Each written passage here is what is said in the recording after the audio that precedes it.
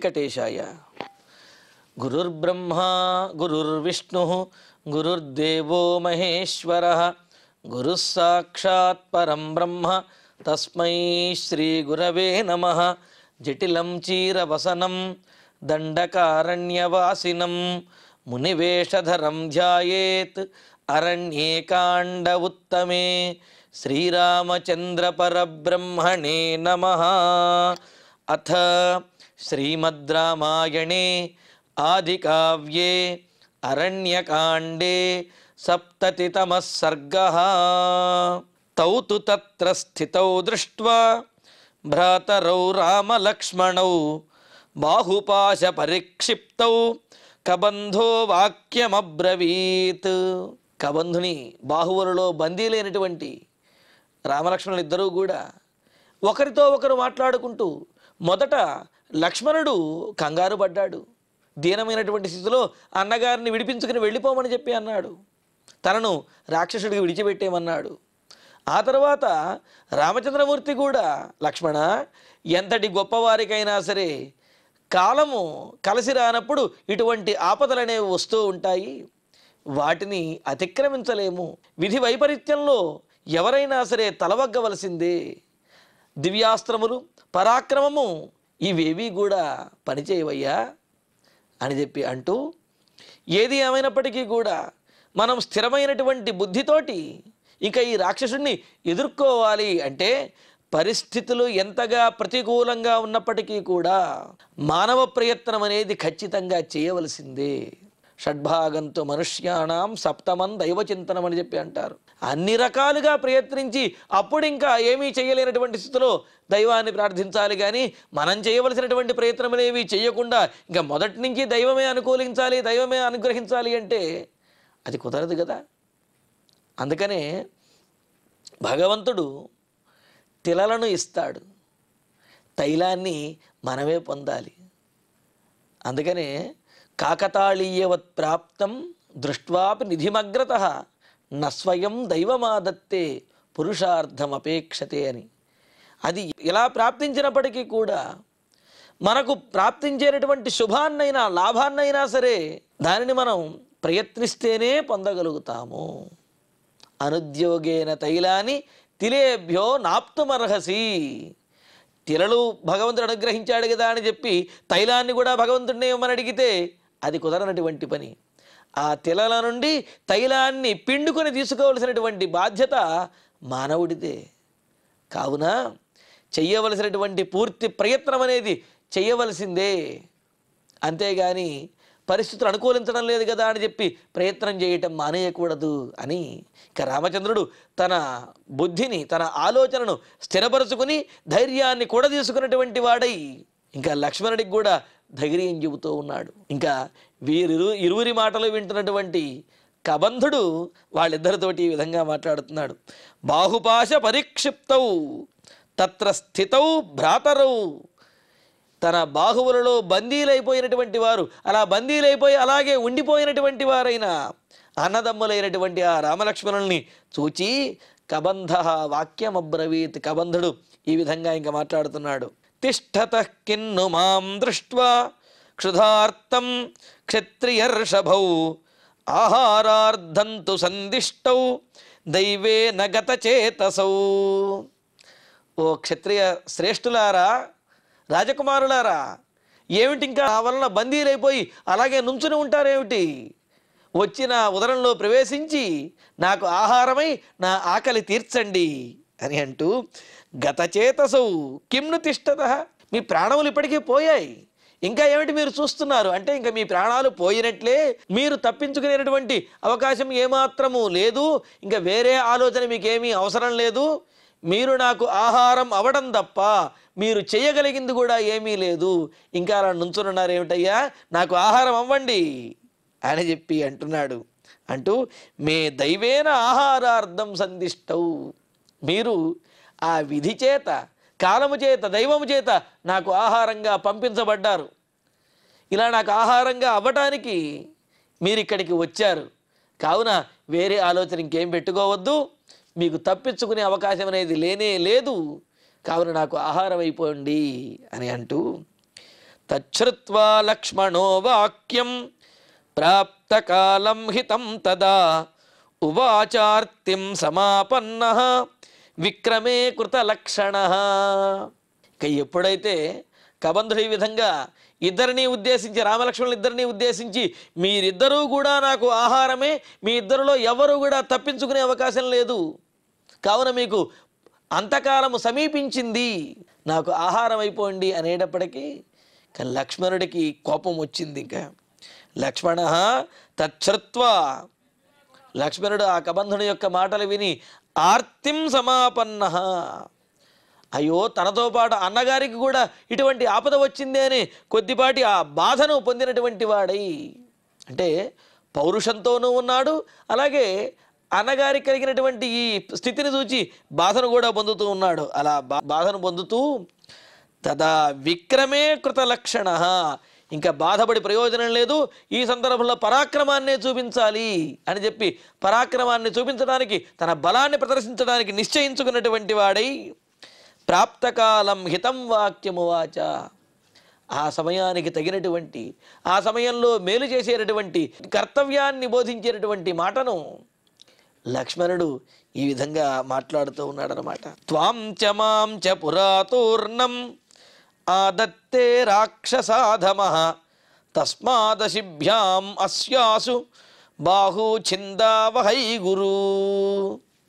అన్నయ్య రామచంద్ర, రాక్షసాధమః, ఇదిగో ఈ రాక్షసాధముడు, ఈ కబంధుడు నిన్ను నన్ను కూడా పురాతూర్ణం ఆదత్తే, మన ఇద్దరిని భక్షించేయడానికి చాలా వేగంగా దగ్గరకు లాక్కుంటున్నాడు, దగ్గరికి లాగేసి నోట్లో పెట్టుకోవడానికి ప్రయత్నిస్తున్నాడు. తస్మాత్, అందువలన, అంటే మనల్ని ఆ చేతులతోటి బలంగా లాగుతూ వేగంగా నోట్లోకి లాగేసుకుంటున్నాడు, కావున ఇలా నోట్లోకి వెళ్లకుండా ఆగాలి అంటే ముందు ఇతని యొక్క చేతులను, బాహువులను ఖండించాలి అని అంటూ అస్య బాహు అశిభ్యాం ఆసు చిందావహై, ఇతని పెద్దమైనటువంటి గురువు, చాలా పెద్దమైనటువంటి రెండు బాహువులను కూడా మన ఖడ్గములతోటి నరికేద్దాము. అలా నరికితే కనుక ఇతడు మనలను తన ఉదరంలోకి, తన నోట్లోకి లాక్కుని తినలేడు.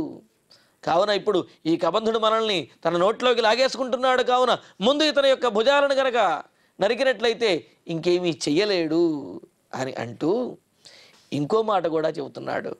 భీషణోయం మహాకాయః రాక్షసో భుజ విక్రమః లోకం హ్యతి జితం కృత్వా హ్యావాం హంతుమిహేచ్ఛతి.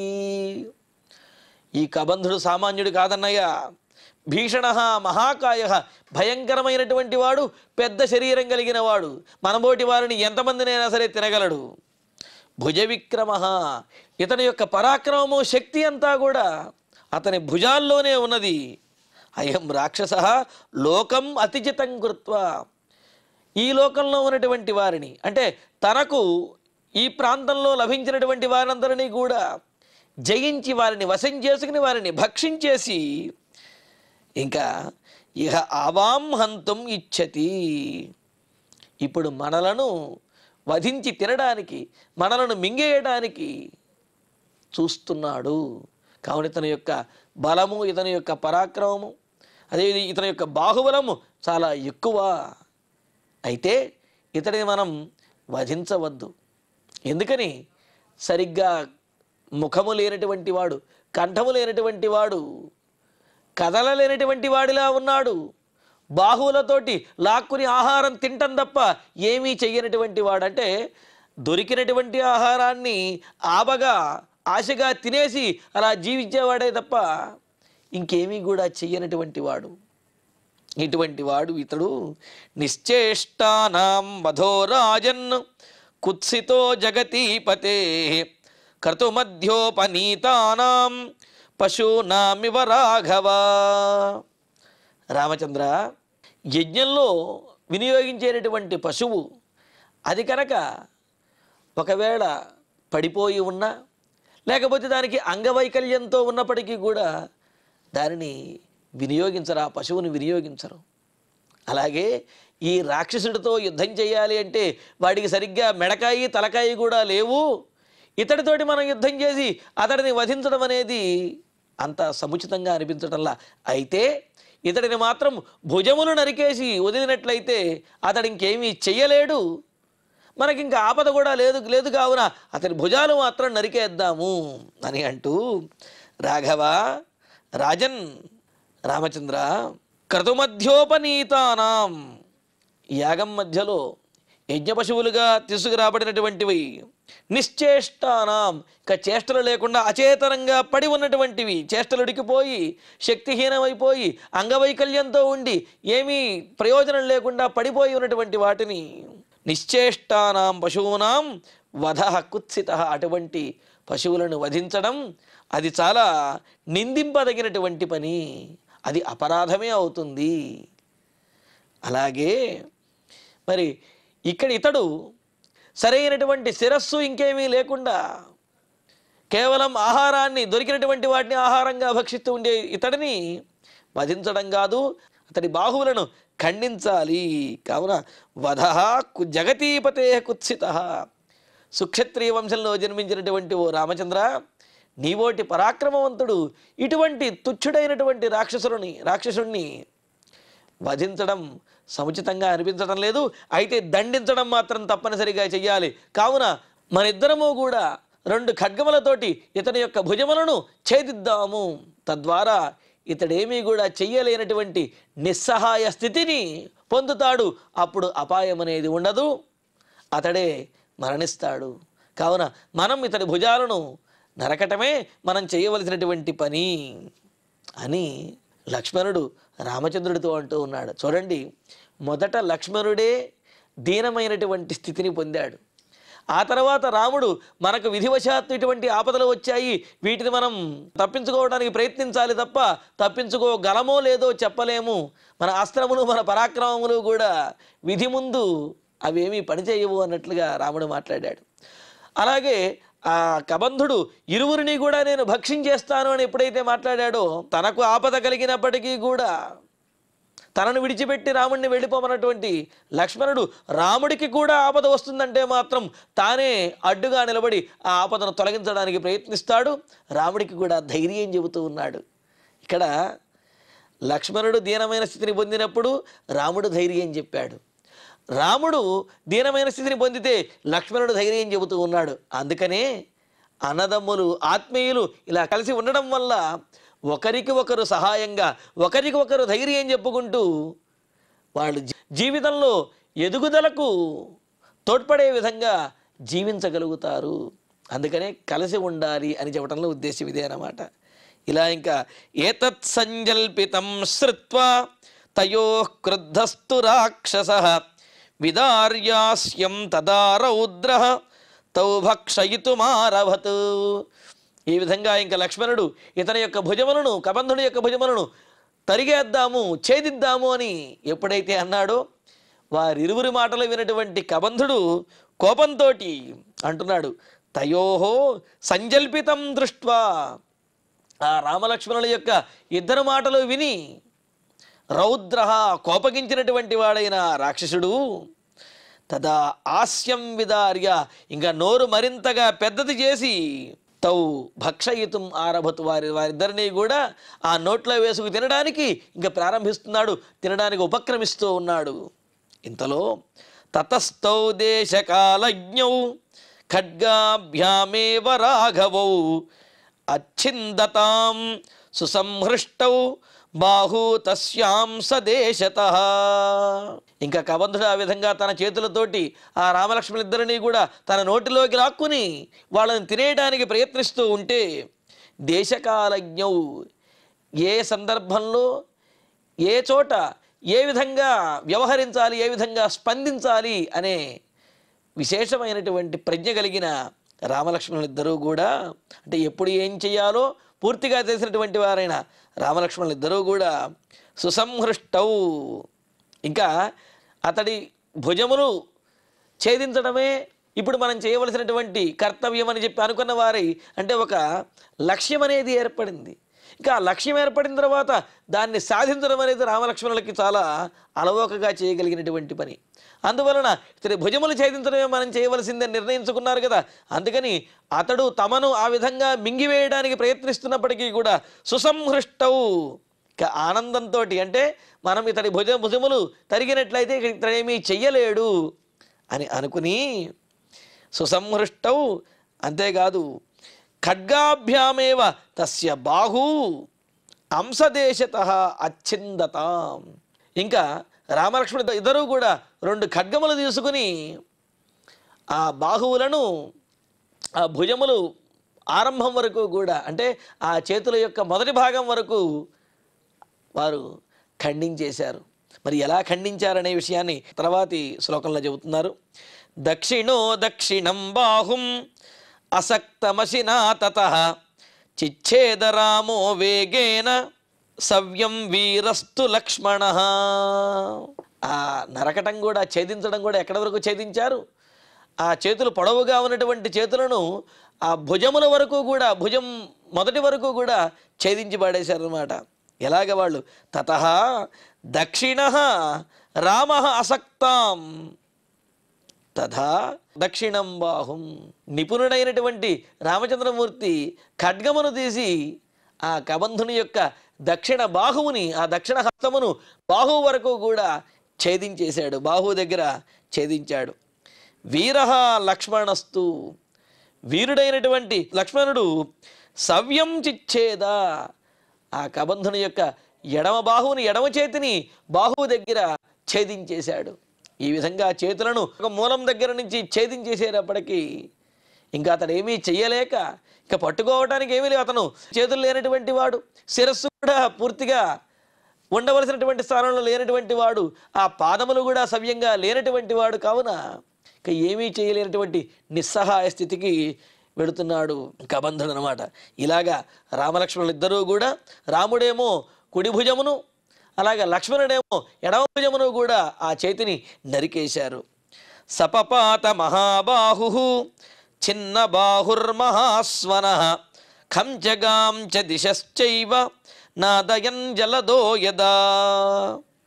మహాబాహు, పెద్ద బాహువులు కలిగినటువంటి వాడైన ఆ కబంధుడు, చిన్న బాహు, రామలక్ష్మణుల చేత తన బాహువులు ఛేదించబడగా, అంటే రామలక్ష్మణులు ఆ కబంధుని యొక్క బాహువులను నరికేసేటప్పటికీ మహాస్వనః, పెద్దగా గావుకేక పెట్టినట్లుగా, ఆర్తనాదం చేసినట్లుగా పెద్ద ధ్వని చేస్తూ, కంచ గాంచ పూరయన్ దిశశ్చైవ పూరయన్, ఈ భూమండలాన్ని, ఆకాశాన్ని, దిక్కులను కూడా పూరించే విధంగా, నిండిపోయే విధంగా పెద్ద అరుపు అరిచి, పెద్దగా అరుస్తూ, నాదయన్ ధ్వనింపజేస్తూ, పపాత, అంత ఎత్తైనటువంటి దేహం కలిగిన ఆ కబంధుడు అలా నేల మీద పడిపోయి దొల్లుతున్నాడు.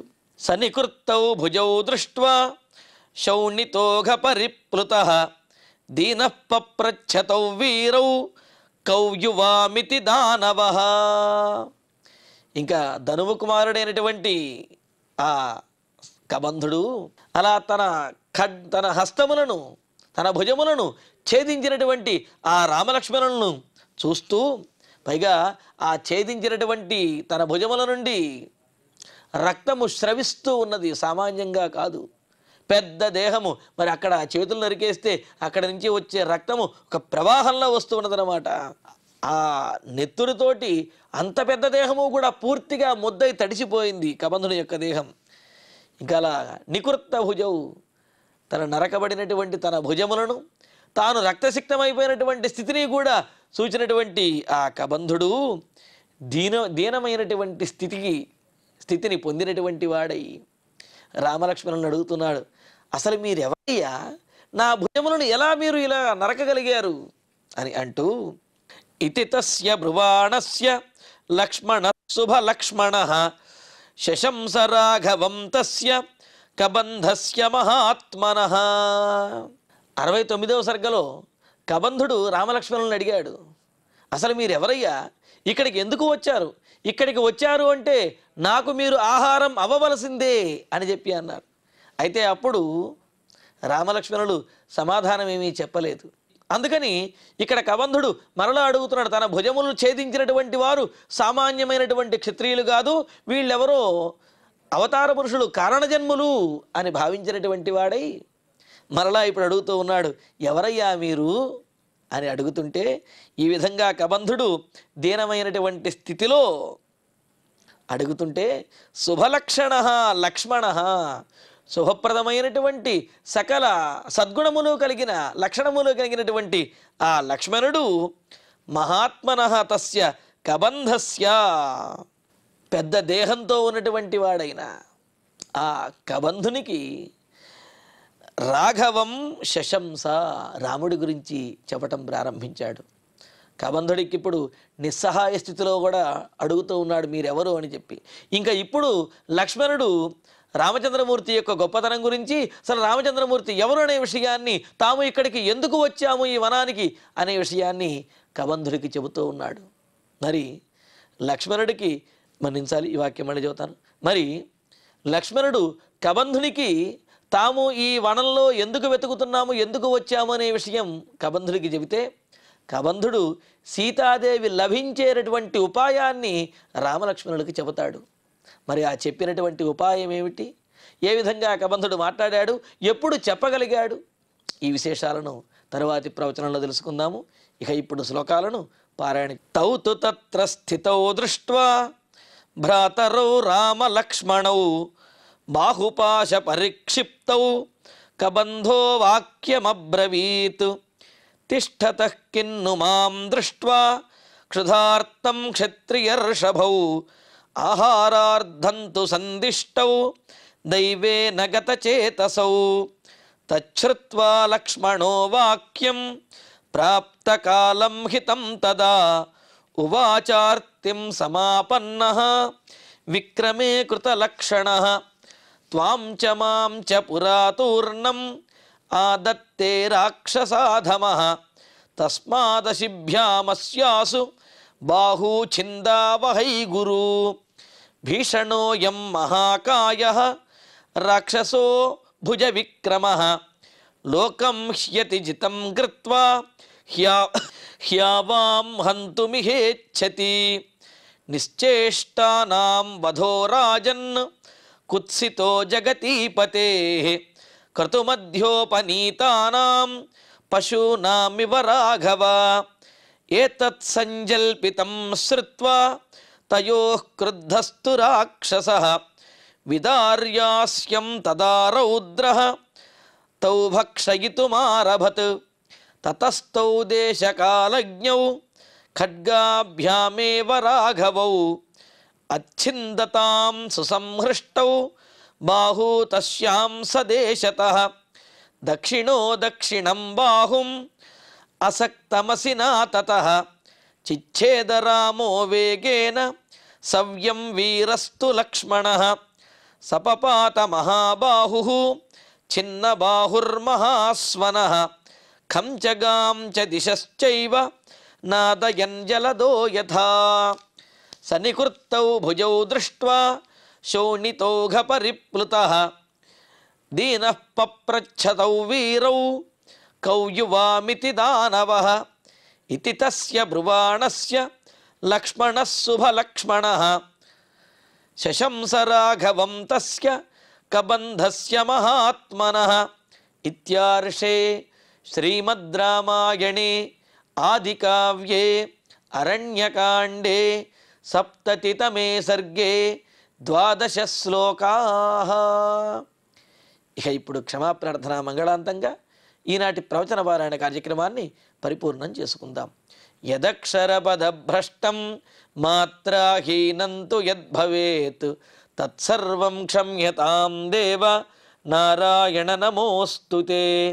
కాయేన వాచా మనసేంద్రియైర్వా బుద్ధ్యాత్మనా వా ప్రకృతే స్వభావాత్ కరోమి యద్యత్ సకలం పరస్మై నారాయణాయేతి సమర్పయామి. శ్రియః కాంతాయ కళ్యాణ నిధయే నిధయేర్ధినాం శ్రీవేంకట నివాసాయ శ్రీనివాసాయ మంగళం.